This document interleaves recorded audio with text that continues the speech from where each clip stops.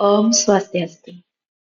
Assalamualaikum warahmatullahi wabarakatuh. Salam sejahtera untuk kita semua. Shalom, Namo Buddhaya, salam kebajikan. Perkenalkan nama saya Putu Ayu Atsariani Diantari dengan NIM 25290610009.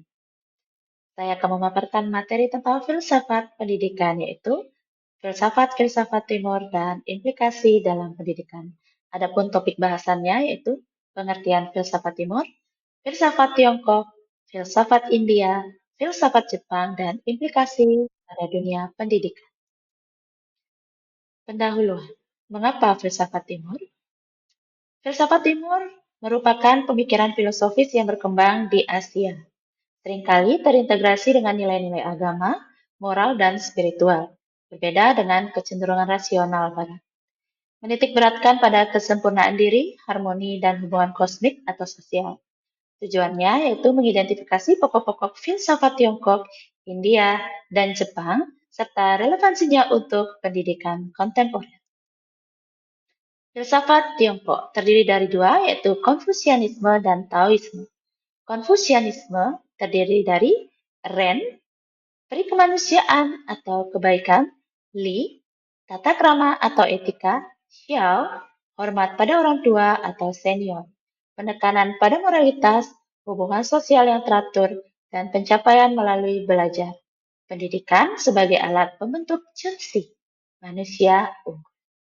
Implikasi dalam pendidikan. Yang pertama, kurikulum etika dan moral dengan penanaman nilai-nilai karakter, tanggung jawab sosial. Metode pembelajaran dengan disiplin tinggi, penghargaan terhadap guru, Sifu atau Lao Tzu. Dan yang terakhir, pembelajaran sepanjang hayat. Tujuannya untuk mencetak pemimpin atau warga negara yang bermoral dan berbakti. Taoisme.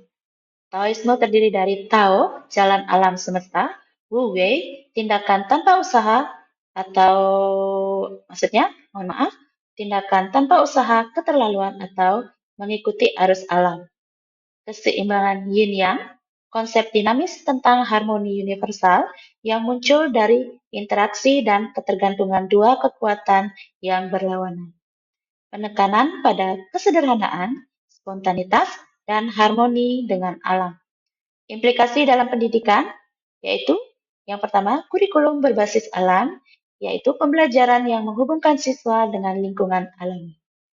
Kedua, metode pembelajaran, yaitu belajar mandiri atau self-reflection, membiarkan siswa menemukan jalannya atau minim intervensi berlebihan. Pendekatan holistik, badan dan jiwa. Tujuannya mencapai ketenangan batin dan hidup selaras. Filsafat India terdiri dari Hinduisme dan Buddhisme. Hinduisme terdiri dari Dharma, yaitu tugas atau kewajiban moral. Dharma secara harfiah berarti apa yang menopang atau hukum kosmik. Ini merujuk pada kewajiban moral, tugas, etika, dan kebenaran universal yang harus dipatuhi oleh individu agar alam semesta dan masyarakat tetap teratur. Intinya, bertindak sesuai dengan peran usia dan kedudukan seseorang dalam hidup. Misalnya, dharma seseorang pelajar adalah belajar dengan tekun, dan dharma seorang raja adalah melindungi rakyatnya. Yang kedua, karma, hukum sebab akibat. Karma dari akar kata Sanskerta kri berarti bertindak, adalah prinsip metafisik yang menyatakan bahwa setiap tindakan atau mental, verbal, atau fisik akan menghasilkan reaksi atau konsekuensi yang setara yang akan dialami oleh individu tersebut, baik dalam kehidupan ini maupun kehidupan mendatang, reinkarnasi. Intinya bukan sekedar nasib, tetapi sebuah hukum alam yang netral. Tindakan baik, subha karma, menghasilkan hasil yang baik, dan tindakan yang buruk, asubha karma, menghasilkan penderitaan. Yang ketiga, moksa, pembebasan. Moksa berarti pembebasan atau kebebasan dari siklus kelahiran, kematian, dan reinkarnasi atau samsara yang disebabkan oleh karma. Ini adalah tujuan akhir dan tertinggi dari kehidupan manusia dalam Hinduisme. Intinya, pencapaian, pencerahan, dan realisasi bahwa Atman, jiwa individu, adalah identik atau terhubung dengan Brahman, realitas tertinggi atau semesta.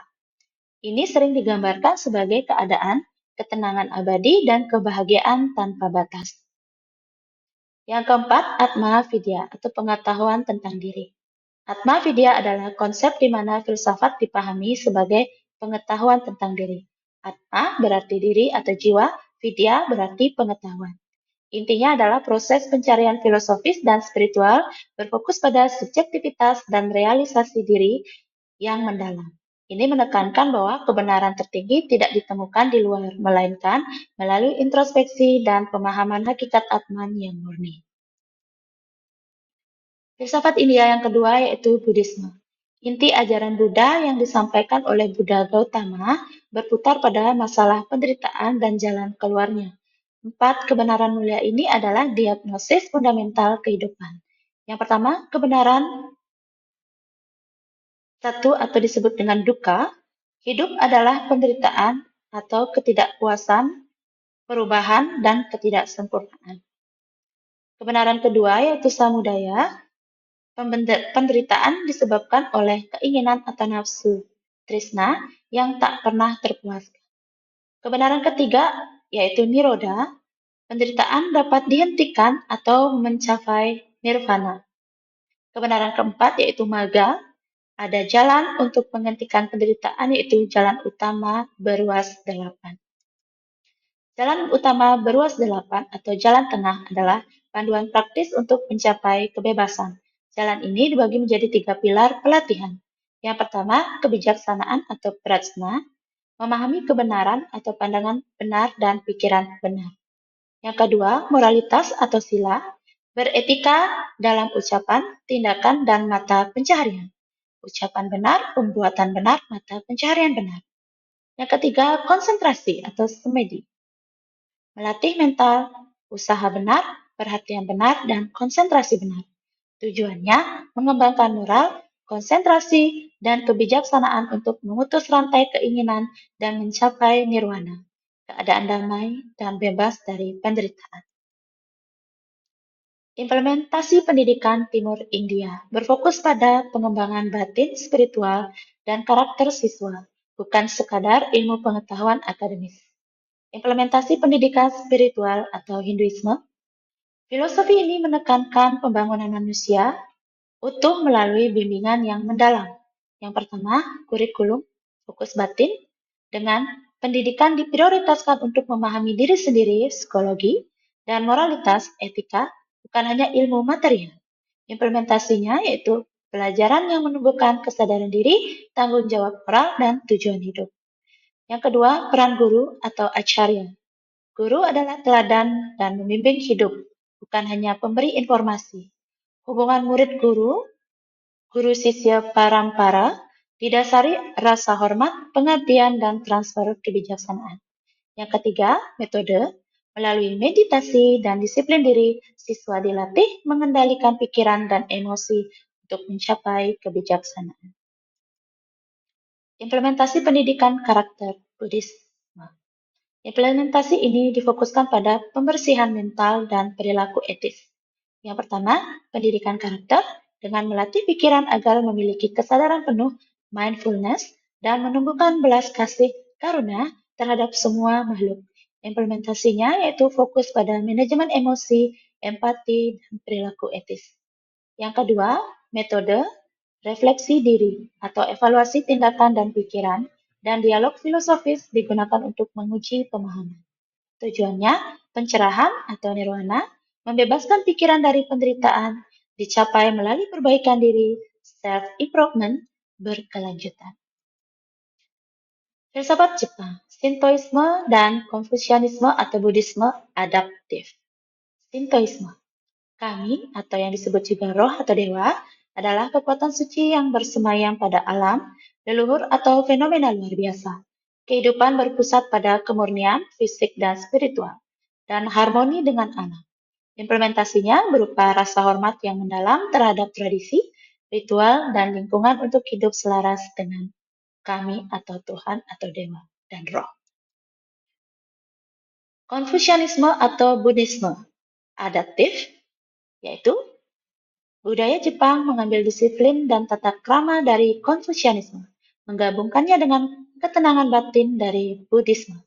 Hasilnya adalah kode etik Bushido, jalan ksatria, yang berpusat pada loyalitas absolut, kehormatan diri, dan kesediaan berkorban. Ini membentuk etos kerja keras dan tatanan sosial yang terstruktur. Implementasinya, etos kerja dan disiplin dengan menanamkan kebersihan, ketertiban, dan keindahan sebagai nilai inti, yaitu menghargai lingkungan dan detailnya. Kedua, sistem. Pendidikan sangat terstruktur dan disiplin, menekankan kerjasama tim dan loyalitas, bukan hanya sukses individu. Yang ketiga, metode dengan mendorong ketelitian dan kesempurnaan atau kaizen dalam setiap tugas. Yang terakhir, tujuannya adalah menciptakan individu yang disiplin, menghargai tradisi, dan berorientasi pada kontribusi kelompok. Berikut implikasi umum dalam dunia pendidikan kontemporer. Prinsip timurnya, yang pertama, pendidikan holistik, tubuh, pikiran, jiwa. Implikasi modernnya, mengintegrasikan kurikulum non-akademik, mindfulness atau meditasi, seni, dan pendidikan jasmani. Relevansinya, mengatasi stres siswa dan mengembangkan keseimbangan emosional atau EQ. Yang kedua, guru sebagai shifu atau guru sebagai role model. Implikasi modernnya menekankan kualitas moral dan dedikasi guru, bukan hanya kompetensi teknis. Relevansinya memperkuat hubungan personal guru-murid dan model keteladanan.